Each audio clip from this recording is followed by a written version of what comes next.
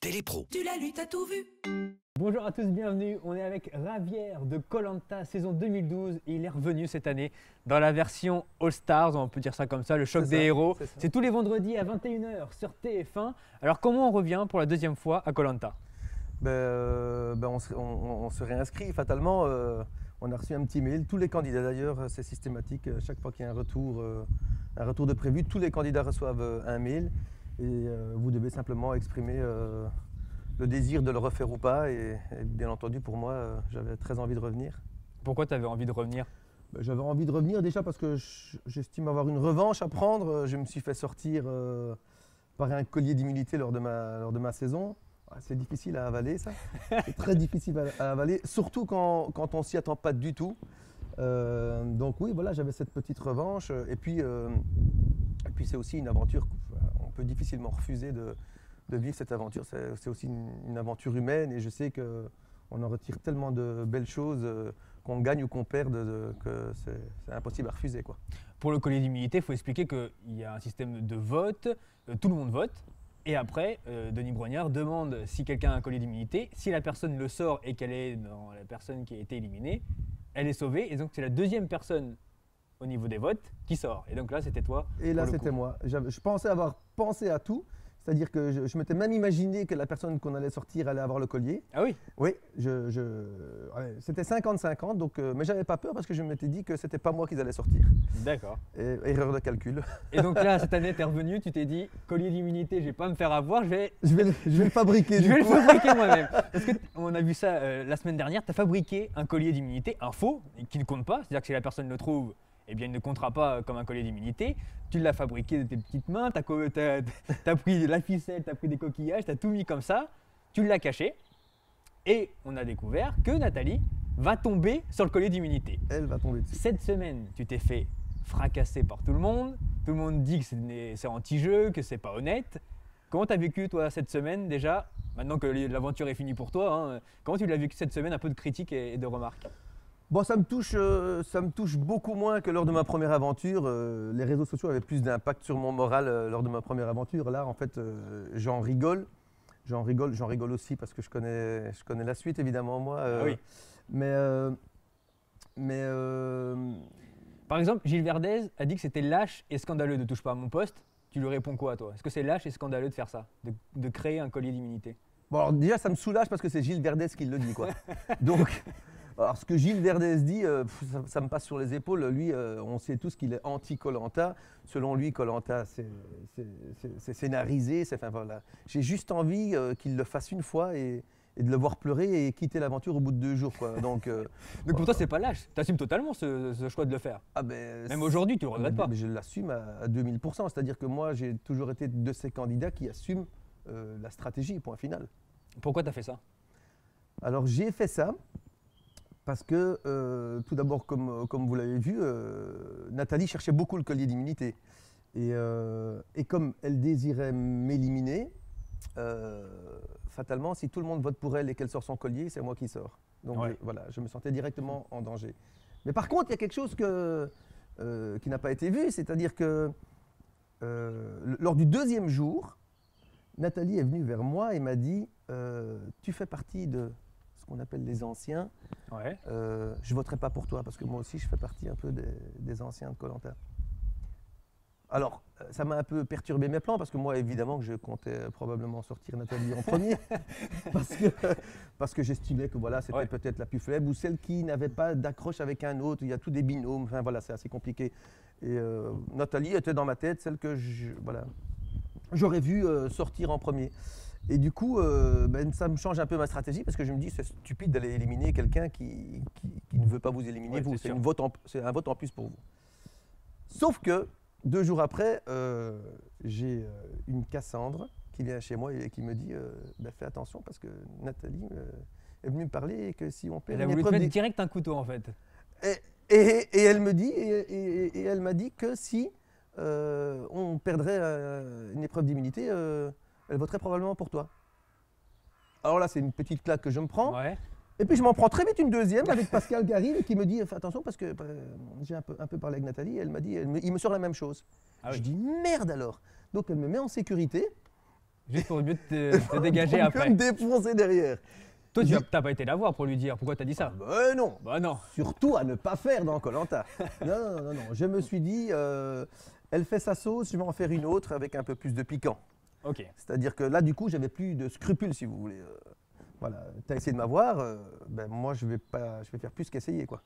Donc tu as créé le collier d'immunité. Et donc, j'ai fait ce collier d'immunité en me disant, si elle le trouve, elle n'en cherchera plus. Et pour moi, c'était la chose la plus importante parce que je savais très bien que si elle le trouvait, si elle trouvait un vrai collier d'immunité, ma tête était sur. Ah, tu es sûr de partir Ah ouais, quasiment. il y avait une grande chance que je sorte. Parce que tu n'avais pas d'attache avec d'autres aventuriers. Tu sentais que les autres allaient quand même voter pour toi. Non, ça n'a rien à voir. Si tout le monde vote pour Nathalie Et qu'il y en a un qui vote. et qu'elle sort Ouais. son collier et qu'elle vote pour moi, c'est moi qui sors. D'accord, ouais, je comprends. Donc au niveau de la tactique. Je n'avais pas le choix. Ouais, ouais. Je Donc, n'avais pas le toi, choix. on voit quand même que tu joues beaucoup avec la tactique.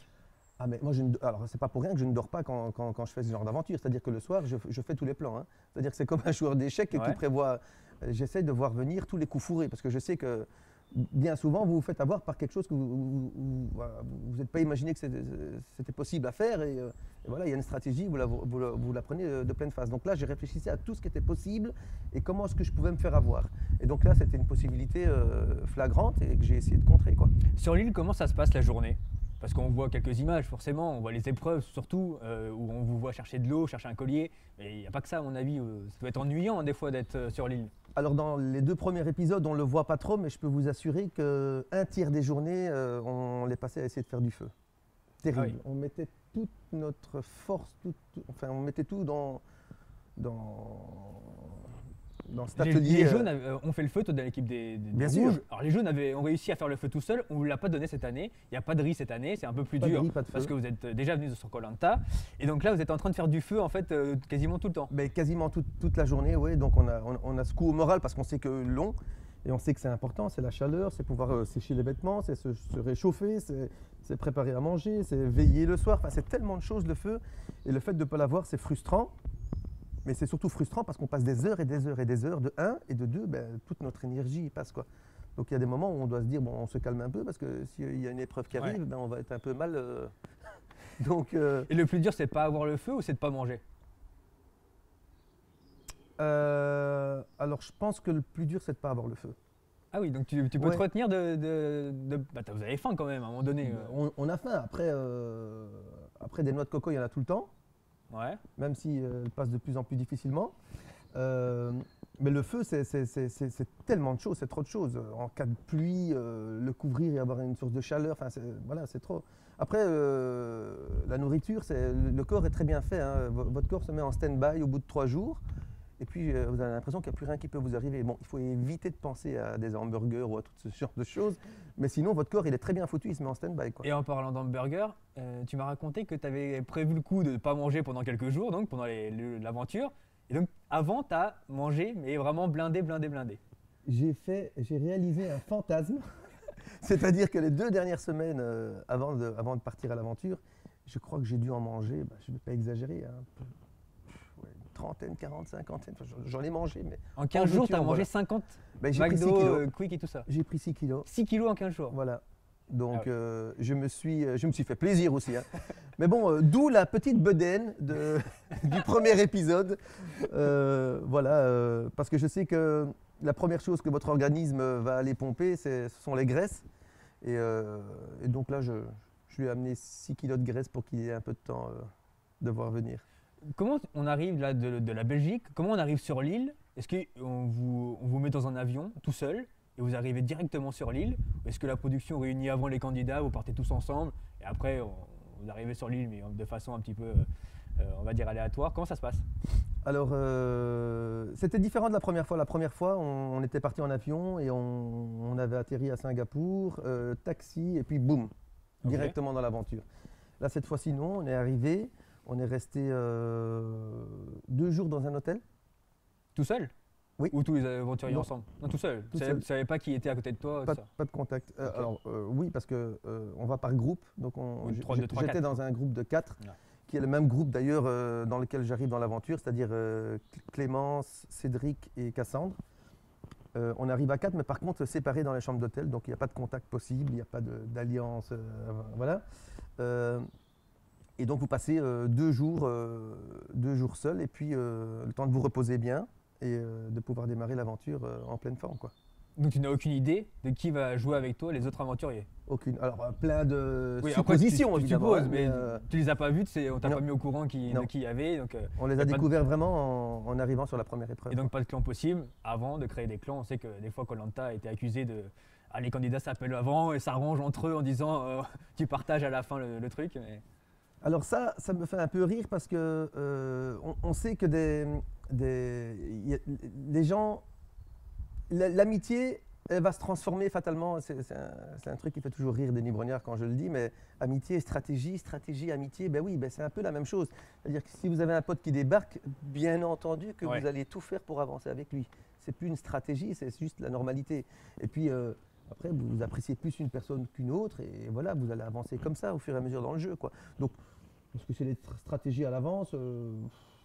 S'ils veulent le dire, ils le disent. Moi, je sais que si je vois une personne que j'apprécie, ben je sais C'est que juste c'est de beaucoup l'amitié. plus facile pour moi Ouais, d'avancer avec elle que d'avancer avec quelqu'un que je ne connais pas et qui va me la faire à l'envers. ça, c'est normal. Voilà. C'est la base de l'amitié, quoi. Voilà.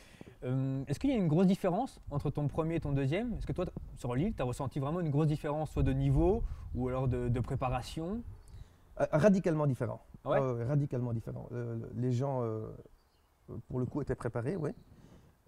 Mais surtout, ça n'a rien à voir avec un koh lanta classique parce que là, du coup, je dirais, c'est plus compliqué dans tous les sens et notamment dans le sens où vous affrontez des gens que vous connaissez, entre guillemets des amis aussi, et qu'à un moment donné, vous devez faire la part du chose. Vous êtes vraiment dans un jeu. Donc oui, sur les 18, si je suis très pote avec 10, mais ça ne va pas le faire les 10. Hein. Donc on sait très bien qu'à un moment donné, je vais devoir me mettre certains de ceux-là à dos. Mais moi, ça ne me pose pas de problème parce que je sais que c'est un jeu. J'ai l'impression que les Belges ont plus compris que les Français Ah bon? que koh lanta était vraiment un jeu et qu'il n'y avait pas de honte à faire l'une ou l'autre stratégie. C'est un jeu. Je mets toujours en parallèle le poker. Si je vous fais un bluff, j'ai rien en main et vous avez une double paire Ouais. et je vous fais all-in et vous ne suivez pas parce que vous vous dites c'est beaucoup trop et puis je pense qu'il aura plus qu'une double paire. Et ensuite je vous la montre. Donc je vous ai escroqué. Ouais, bien sûr. Mais dans le jeu, c'est un beau coup que je vous ai fait puisque vous n'avez pas suivi, j'ai gagné la mise. Est-ce que je suis un enfoiré pour autant? Ben non, koh lanta c'est la même Un chose. escroc, quoi. Mais pas un C'est même- enfoiré. Mais c'est même pas un escroc, c'est-à-dire que j'ai bien joué. J'ai Ouais. fait un bluff, il a marché. Mais koh lanta, c'est exactement la même chose. C'est-à-dire que ça saurait si le gagnant de koh lanta devait systématiquement être le plus fort.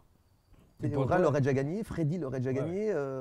Enfin voilà. Quand tu as vu la composition des équipes, les rouges contre les jaunes, est-ce que tu t'es dit on va exploser les jaunes, on est plus fort qu'eux? Alors, j'ai directement constaté que l'équipe des rouges était, selon moi, probablement plus forte que les jaunes. Mais par contre, je n'étais pas forcément content d'être chez les rouges parce que j'ai directement vu qu'il y avait un Yacine et un Alban. Et je sais très bien que ce sont deux personnages qui sont pro-mérite. Et moi, le mérite mérite. Je ne suis pas trop pour le mérite parce que j'estime qu'il faut beaucoup plus de choses pour savoir si vous méritez votre place ou pas. Donc voilà, je me serais plus vu dans une équipe jaune avec un petit salopard comme Cédric qui m'aurait très bien convenu par exemple. J'ai une question que je me pose. Comment on fait niveau hygiène? Ne vous posez pas la Il y question. a des toilettes ou pas? Il n'y a pas d'hygiène. Donc il n'y a pas de toilette bien évidemment. Donc vous faites vos besoins là où vous voulez dans la forêt et vous terminez le nettoyage dans l'eau. Ah oui, Voilà. d'accord. Il n'y a, Ah pas oui, de- c'est- il y a c'est- pas de c'est WC, il n'y a pas de papier. Il y a rien Donc du c'est tout. des feuilles. Une voilà. question rapide, oui ou non, la production vous donne des cocas si vous êtes un peu dans... Jamais de la vie. Jamais de la vie. Ok. Alors, Quand même un peu. non. Par exemple, cette saison-ci, ça ne s'est jamais vu. Mais par contre, si jamais dans l'une ou l'autre équipe, au bout du 20e, 30e, 35e Ouais. jour, il y a un gros coup de mou, s'ils en donnent à quelqu'un pour Pour le remettre un pour peu. le remettre, ouais. tout le monde en reçoit. Ah d'accord. C'est rare, mais quand ça se fait, tout le monde doit avoir pour que tout le monde soit sur le C'est même pied équitable. d'égalité. Très Mais bien. c'est rare. Une dernière question. Après ta saison en 2012, tu es tombé un peu dans une dépression. Est-ce que c'est le cas pour cette saison-là? Est-ce que tu as eu peur de retomber en dépression après le koh lanta? Alors je me suis posé la question bien évidemment, et ma femme aussi, parce qu'elle m'a quand même laissé, c'est une belle preuve d'amour que de me laisser repartir alors qu'elle sait très bien ce qui est arrivé la première fois. On est totalement dans un autre cas de figure. Là je suis revenu, j'ai repris ma vie. Donc non, niveau dépression zéro, j'ai vraiment vécu une très très belle aventure et qui ne ressemble en rien à la première à la première que j'ai pu faire. Et la première, tu l'avais vraiment mal vécue. À la première, là, effectivement, c'est 9 mois de dépression. C'était un manque de Lille, c'était un manque des candidats, c'était un manque de ce que j'ai vécu, un manque de cette liberté qu'on reçoit comme ça à 40 ans, ne plus devoir s'occuper de factures, ne plus devoir se réveiller à une telle heure. Enfin, c'est très spécial comme situation et de la vivre comme ça pendant 40 jours et puis de revenir dans la vie de tous les jours, c'est un peu plus compliqué. Et puis il y avait aussi cette histoire de 40 ans, de la pilule des 40 ans, j'ai eu dur à l'avaler. Mais bon voilà, c'est fait, c'est passé et maintenant tout va bien. Merci beaucoup Raverne de nous avoir accueillis pour Télépro. Et voilà.